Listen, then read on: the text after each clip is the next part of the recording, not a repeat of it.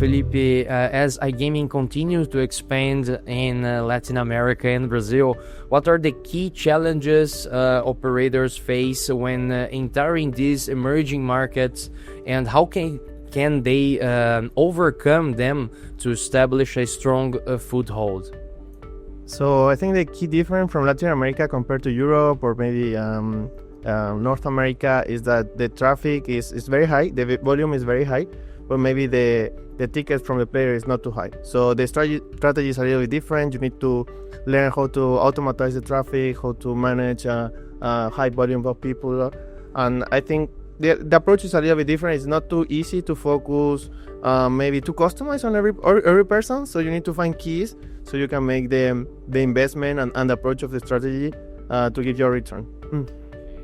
And with Brazil's evolving regulatory landscape for iGaming, how can operators adapt their strategies to ensure compliance while capitalizing on new market opportunities?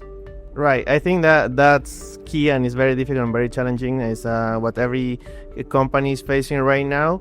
So for me, for the compliance to be effective, I think it's good that compliance is moving forward and we're having more regulation. But on the other hand, we need to do first, we need to show the positive impact of the gambling industry in the society. I think that's key. So the regulation can be a little bit more friendly, because we've seen in some countries when the regulation is a little bit more strict, it starts getting difficult for new investment to come in. So the key here is to be profitable and have good strategy, marketing tactics.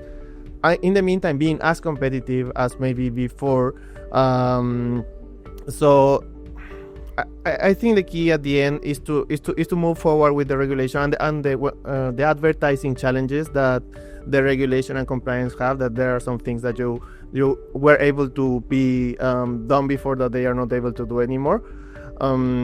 So it's important to move forward with the regulation by showing the regulators and the society that this industry has some positive impact in some aspects regarding the investment and the revenue that's coming from the private companies. And promote to a responsible gaming. This is so important too, no? I think the regulation, what they want to, the message that the government wants to send and the society wants to send is that the gambling at the end is an entertainment, right? It's an entertainment, it's something that you do when you have free time, it's that maybe that's something that you do with your friends. And I think it needs to be seen like that. It needs to be like a form, like responsible hobby that some people have. But at the end of the day, it needs to be like with some regulation, right? It needs to be there needs to be a separation with the advertising, where the product come from. It needs to be directed to mature people. It needs to be directed to people with not in a vulnerable position. That the income is disposable, that they can spend. And I think if everything is key to that. Yes, in the short term, the revenue might be lower, but in the long term, it will be more sustainable, and the companies will have a long-term investment that they can focus on and be solidified in the country. So. Nice. And how do you see the role of local partnerships are tailored offering shaping the success of iGaming operators in Brazil, especially with the growing competition and shifting market demands?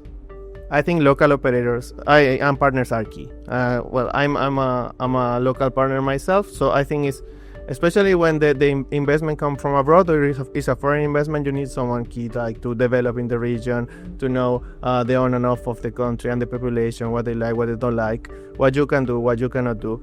Even in Latin America, where from the outside they may seem very similar, there are some things that in country work, some countries they work, but in some countries it doesn't work.